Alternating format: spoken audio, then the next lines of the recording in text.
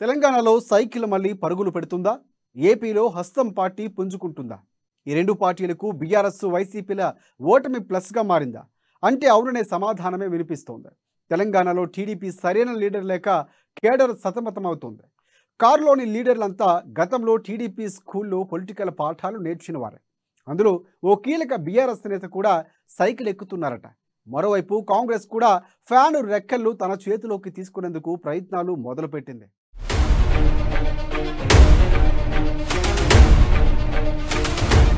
తెలంగాణపై TDP, AP Congress focus. దారుణంగా తయారైన బీఆర్ఎస్ వైసీపీ పరిస్థితి. బీఆర్ఎస్ లో చాలా మంది టీడీపీ మాజీలు. బాబు ఆహ్వానిస్తే టీడీపీలో వచ్చేందుకు సిద్ధం. టీడీపీలోకి మాజీ మంత్రి మల్లారెడ్డి. మల్లారెడ్డి బాటలో మరికొంతమంది నేతలు.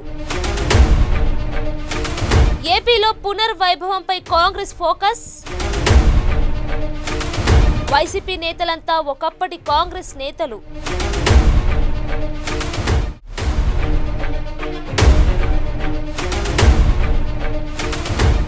తెలుగు రాష్ట్రాల్లో ప్రభుత్వాలు మారడంతో అటు బీఆర్ఎస్ ఇటు వైసీపీల పరిస్థితి అధ్వానంగా తయారైంది.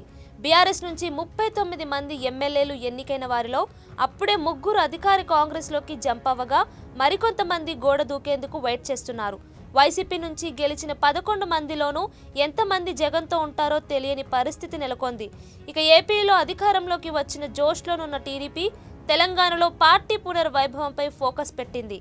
నేతలు పార్టీని వీడినా క్యాడర్ పార్టీతోనే ఉందని, చంద్రబాబు ఫోకస్ చేస్తే పార్టీకి తెలంగాణలో ఆదరణ ఖాయమని తెలుగు తమ్ముళ్లు భావిస్తున్నారు.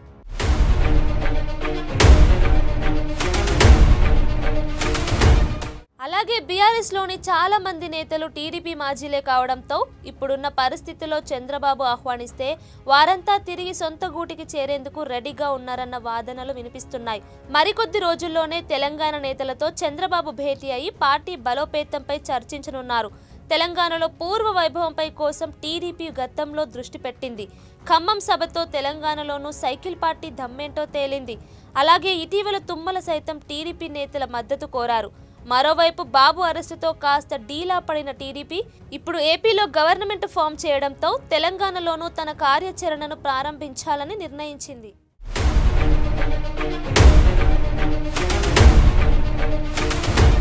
మరోవైపు బీఆర్ఎస్ మాజీ మంత్రి మల్లారెడ్డి టీడీపీలోకి వెళ్లబోతున్నట్లు ప్రచారం జరుగుతోంది. గతంలో చంద్రబాబు హయాంలో పనిచేసిన మల్లారెడ్డి మరోసారి టీడీపీ అధికారంలోకి రావడంతో పార్టీలో చేరేందుకు ఆసక్తి చూపుతున్నట్లు తెలుస్తోంది.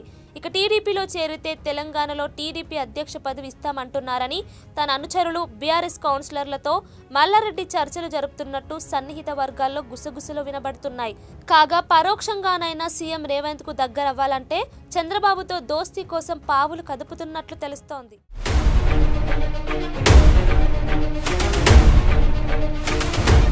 టీడీపీ ఎలాగైతే తెలంగాణపై దృష్టి పెట్టిందో అలాగే ఏపీలో కాంగ్రెస్ కూడా పునర్వైభవంపై ఫోకస్ చేసింది. ఏపీలో ఈసారి అసెంబ్లీ, లోక్సభ ఎన్నికల్లో వైసీపీ ఎదుర్కొన్న దారుణ పరాజయం ఆ పార్టీ ఉనికినే ప్రశ్నార్థకంగా మార్చేసింది. ముఖ్యంగా అసెంబ్లీలో కేవలం 11 సీట్లకు, లోక్సభలో 4 ఎంపీలకు పరిమితం కావడం ఆ పార్టీ జీర్ణించుకోలేకపోతోంది. పరాజయం ఓ బాధ అయితే సాధించిన సీట్లు ఆ పార్టీని మరింత కుంగదీస్తున్నాయి. దీంతో భవిష్యత్ వ్యూహాలపై వైసీపీ దృష్టి సారిస్తోంది.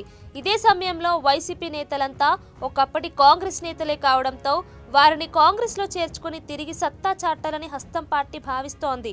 ఓవైపు తెలంగాణలో టీడీపీ, ఏపీలో కాంగ్రెస్ ప్రయత్నాలు ఎంతవరకు వర్కౌట్ అవుతాయో చూడాలి.